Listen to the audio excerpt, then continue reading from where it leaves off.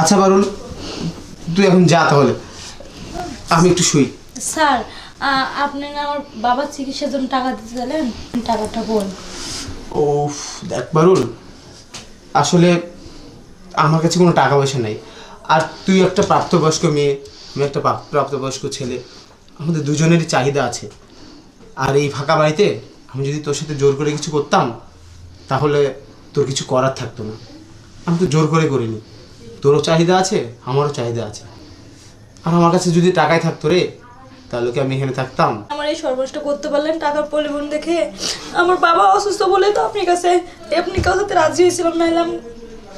আরে পাগলি, কে বলেছে আমি তো সর্বনাশ করেছি? এটা তো দুজনেরই চাহিদা।